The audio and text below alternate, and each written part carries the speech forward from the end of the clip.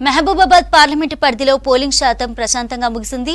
Polling పూర్తయిన తర్వాత party ఏజెంట్ల సమక్షంలో ఈవీఎంలకు సీల్ వేసి స్ట్రాంగ్ రూమ్ కు తరలించారు అధికారులు. కట్టుదిట్టమైన భద్రత మధ్య ఈవీఎంలను మహబూబాబాద్ జిల్లా కేంద్రంలోని సాంఘిక సంక్షేమ బాలికల గురుకుల పాఠశాలలో ఏర్పాటు చేసిన స్ట్రాంగ్ రూమ్ కు తరలించారు. మరింత సమాచారాన్ని కృష్ణమోహన్ అందిస్తారు.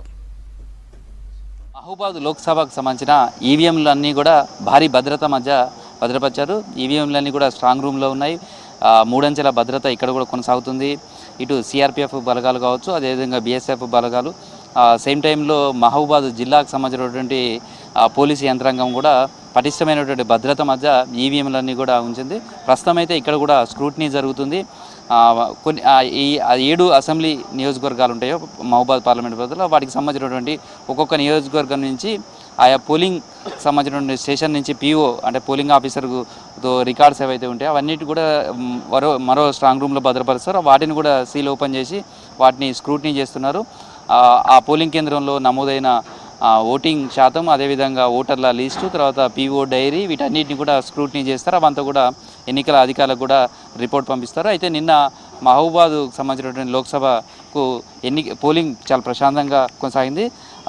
లాస్ట్ టైం 2019తో పోలిస్తే ఈసారి కొద్దిగా స్వల్పంగా అయితే మాత్రం పోలింగ్ శాతం పెరిగింది. మహబూబాబాద్కు సంబంధించినటువంటి చూస్తే 7 అసెంబ్లీ సెగ్మెంట్స్ ఉంటే అందులో 4 చోట్ల మావోయిస్టు ప్రభావిత ప్రాంతాలు, అక్కడ భారీ భద్రత మధ్య 4 గంటల వరకే పోలింగ్ జరిగింది. మిగతా 3 నియోజకవర్గాల్లో మాత్రమే 6 గంటల వరకు ఓటేసే అవకాశం కల్పించారు. అయితే 4 గంటల వరకు పోలింగ్ సమయం ఉన్నప్పటికీ కూడా దాదాపు కొన్ని పోలింగ్ బూత్లలో సాయంత్రం 5-6 గంటల వరకు కూడా ఓటింగ్ సంబంధించినటువంటి ప్రక్రియ కొనసాగింది. ఎందుకంటే నిర్ణీత సమయంలో వచ్చిన వాళ్ళకు ఓటేసే అవకాశం ఉన్నది. అయితే 4 గంటల తర్వాత ములుగు కావచ్చు, ఇటు పినపాక, ఇల్లందు, భద్రాచలం ఈ నియోజకవర్గాలలో 4 తర్వాత కూడా తెలియక చాలామంది ఓటు వేయడానికి అంటే ఎండ్ ఆఫ్ టైంలో వచ్చిన వాళ్ళు 4 గంటల వరకే నిర్ణీత సమయం కావడంతో వాళ్ళంతా కూడా ఓటు వేయకుండా వెనుకకు వెళ్ళిపోయిన పరిస్థితి. ప్రస్తుతం అయితే పోలింగ్ శాతానికి సంబంధించి చూస్తే మహబూబాబాద్కు సంబంధించి మొత్తం 70.68% నిన్న పోలింగ్ నమోదైంది. మొత్తం 15,32,366 మంది ఓటర్లు ఉంటే అందులో 70% పైగా ఓటర్లు తమ ఓటు హక్కును వినియోగించుకున్నారు. ఇటు చూస్తే ఇటు మహబూబాబాద్కు సంబంధించి 75.13% అయితే డోనకల్ అసెంబ్లీ నియోజకవర్గంలో 74.38%, నర్సంపేటలో 75.60%.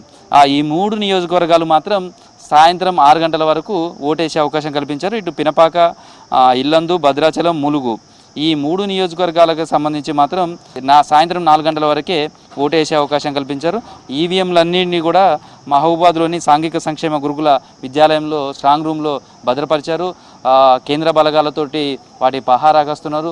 మొత్తం సీసీ కెమెరాలకు సంబంధించినటువంటి నిరంతరంగా వాటిని పర్యవేక్షించే విధంగా కూడా ఏర్పాటు చేశారు. కేంద్ర బలగాలకు సంబంధించినటువంటి భద్రత కూడా ఇక్కడ కొనసాగుతుందని చెప్పచ్చు. మొత్తంగా జూన్ 4వ తారీఖు నాడు కౌంటింగ్ సంబంధించినటువంటి దానికి కూడా సన్నద్ధం చేస్తున్నారు. అయితే ప్రస్తుతం ఈవీఎంలను భద్రపరిచినటువంటి స్ట్రాంగ్ రూమ్ దగ్గర ఎన్నికల అబ్జర్వర్స్ కావచ్చు, ఎన్నికల రిటర్నింగ్ అధికారి, జిల్లా కలెక్టర్, ఇతర అధికారులంతా కూడా పర్యవేక్షిస్తున్నారు. ప్రస్తుతం స్క్రూటినీకి సంబంధించినటువంటి పోలింగ్ స్టేషన్లలో ఉన్నటువంటి స్క్రూటినీకి సంబంధించినటువంటి ప్రక్రియ కొనసాగుతుంది. పోలింగ్ ఆఫీసర్కి సంబంధించిన డైరీ కావచ్చు, అక్కడ 17C అనేది ఓటర్కి సంబంధించిన లిస్ట్ ఉంటుంది, దానికి సంబంధించినటువంటి వెరిఫికేషన్ ఇవన్నీ కూడా చేస్తారు. ఇవన్నీ కూడా ర్యాండమ్గా అక్కడ ఉన్నటువంటి ఎన్నికల అబ్జర్వర్స్ వాటిని పరిశీలిస్తారు. అవన్నీ స్క్రూటినీ తర్వాత ఏదైనా అవసరం అనుకుంటే మాత్రమే రీపోలింగ్ చేయడానికి కూడా అవకాశం ఉంటుంది. ప్రస్తుతం ఆ నివేదికలన్నీ కూడా ఇటు రాష్ట్ర ఎన్నికల సంఘానికి, అదేవిధంగా కేంద్ర ఎన్నికల సంఘానికి కూడా ఆ నివేదికలు పంపించడం జరుగుతుంది. ప్రస్తుతం అయితే భద్రతాపరమైనటువంటి అన్ని రకాల చర్యలు తీసుకున్నారు. ఈ ప్రాంతంలో 144 సెక్షన్ అమల్లో ఉంటుంది. 23 మంది అభ్యర్థులు ఈసారి బరిలో నిలిచారు. అయినప్పటికీ కూడా ప్రధానంగా 3 పార్టీల మధ్యనే ట్రయాంగిల్ పోటీ ఉన్నట్టుగా కనిపించింది.